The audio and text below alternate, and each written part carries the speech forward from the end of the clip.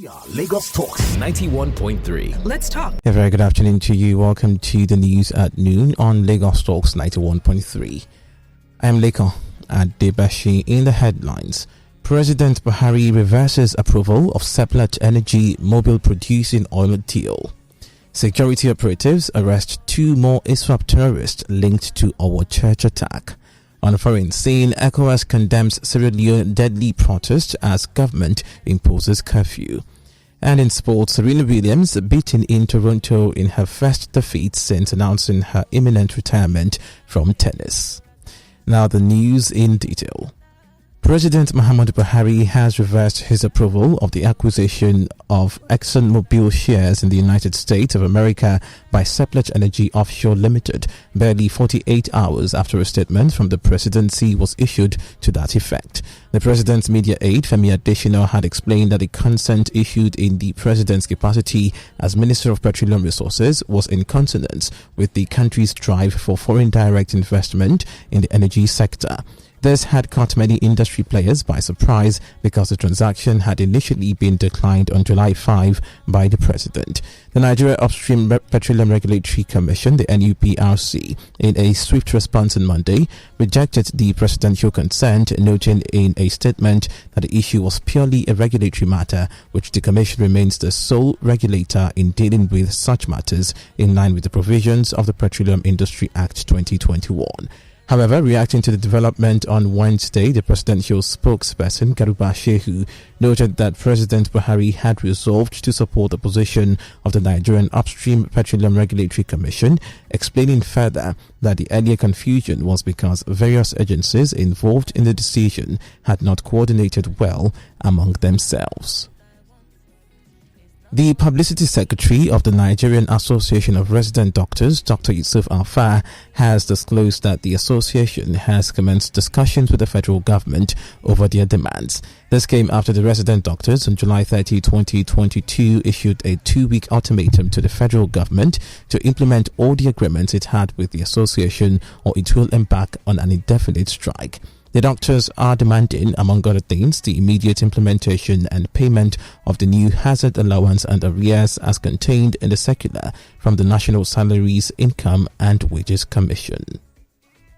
The Defense Headquarters, the DHQ, has revealed that 2 additional fighters of terrorist group ISWAP, who were behind the attack on St. Francis Catholic Church, Owo in Ondo State, have been arrested.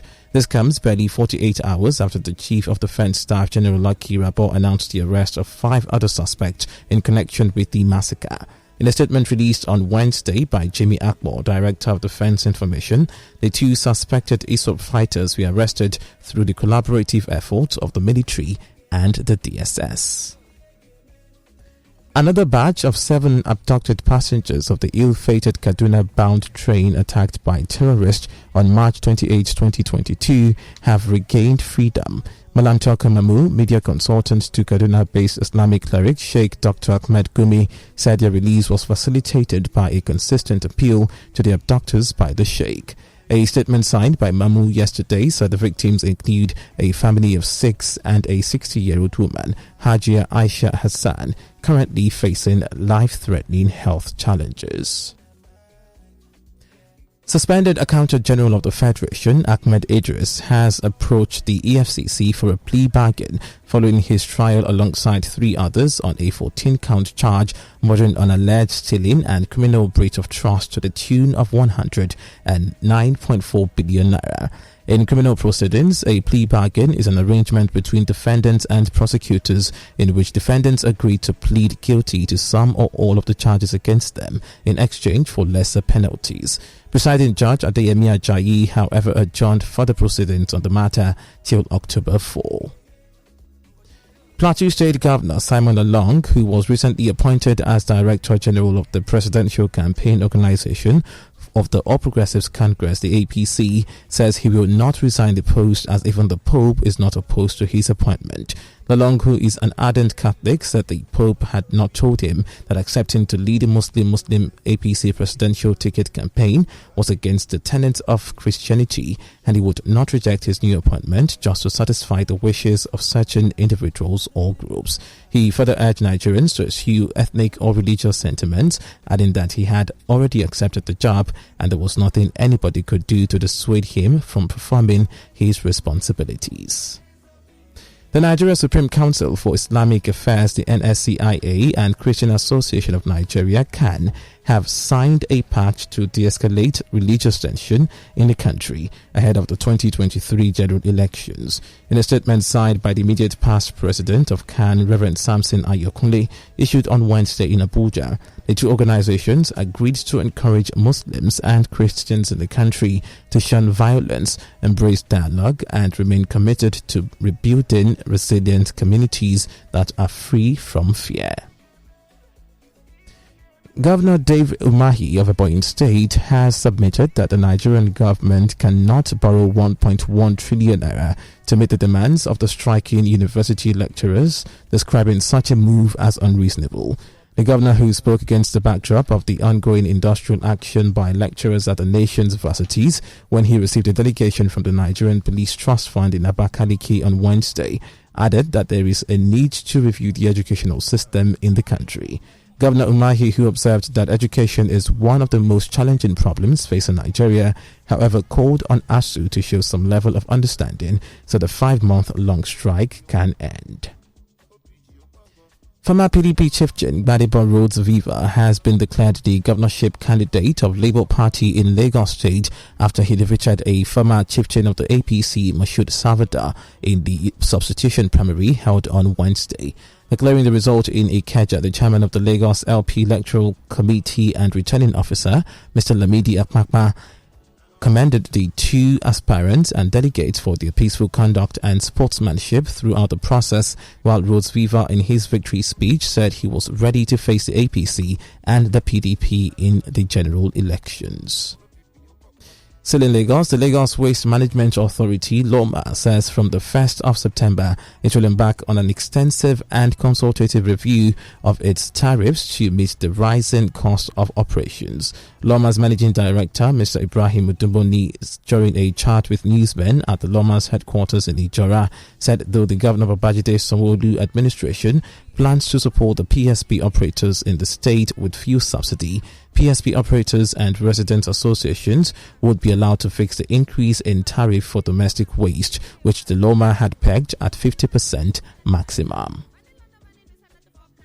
CTA, CTC and LOMA will take part in the review process, but we want to appeal to tenements that the quicker is resolved, the better.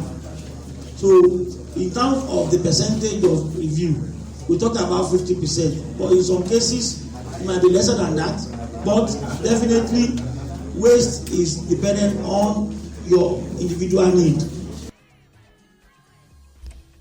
Governor Babajide Sanwo-Olu of Lagos State has disclosed that issues of drainage and flooding around Lagos Island will soon become a thing of the past at the completion of a new water diversion project at Ilubiri Housing Estate. Correspondent Joshua Oshoke reports that the governor also said renovation of the Lagos Island General Hospital is being handled in phases. You can see from the last 3 years, we've been doing different phases of extensive renovation in the hospital because it cannot be closed down. The hospital in itself cannot be closed down completely, so we need to, be very creative in how we measure, the renovation. You're listening to the news at noon, reaching you from Lagos Talks 91.3. Moving on to the foreign scene, leaders of the West African Regional Bloc, ECOWAS, have condemned the violence that erupted in various parts of Sierra Leone on Wednesday after protesters demanded for the resignation of President Julius Maada Bio. Sierra Leoneans have been rallying against the high cost of living, corruption, and police brutality. President Bio is currently out of the country with his family and has left Vice President Mohamed Jude Jallow in charge. Some protesters and policemen were killed on the third day of violent protests that have taken place in the capital, Freetown, as well as several other towns, leading the government to impose a nationwide curfew on Wednesday. In a statement in Abuja, ECOWAS called on all to obey law and order and the perpetrators of the violence to be identified and brought to justice. Elsewhere, a Kenyan MP who is wanted by police as a suspect in the killing of his rival's bodyguard has won re-election in his Kimilili constituency following Tuesday's voting. Police say Didmus Barasa has been on the run after being linked to the deadly shooting that happened at a polling station on voting day. A government source in a local newspaper says he is suspected to have escaped from the scene on a motorcycle taxi and headed towards neighboring Uganda. The public prosecutor has, however, told police to have the MP arrested and record a statement. Moving on to business news this morning. The World Bank says the current petrol subsidy regime poses an existential threat to Nigeria as the federal government has projected to spend 6.7 trillion naira on petrol subsidy payments in 2023. Rajul Awashti, Senior Public Sector Specialist, World Bank, says this at an event organized by the Nigerian Economic Summit Group, the NESG, on Wednesday. According to Awashti, Nigeria is in an unfavorable economic situation due to dwindling revenue, the continued payment of trillions of naira on fuel subsidy by the government, and the attendant economic challenges. He further maintained that Nigeria would have no choice but to get rid of subsidy eventually. And out to sport news, Manchester United are yet to find an agreement on personal terms with Juventus midfielder Adrien Rabiot. The clubs have an agreement in principle worth £15 million, but there is still work to be done. Rabiot, who joined Juventus as a free agent in the summer of 2019, is in the final year of his contract and has fallen out of favour at the Italian Giants. Meanwhile, Manchester United have been offered a number of strikers, including Atletico Madrid and Spain forward Alvaro Morata, after pulling out of a deal to sign Marco Arnautovic from Bologna. The 29-year-old former Real Madrid and Chelsea striker has 2 years remaining on his contract at the Wanda Metropolitano. In tennis, Serena Williams admitted to being terrible at goodbyes as the American legend said goodbye to Toronto after suffering her first defeat since announcing her imminent retirement from the sport. The 6-2, 6-4 second round loss to Belinda Bencic at the National Bank Open came just a day after the 23-time Grand Slam champion revealed in a Vogue article she was evolving away from tennis and planned to retire from the sport she has dominated for over 2 decades.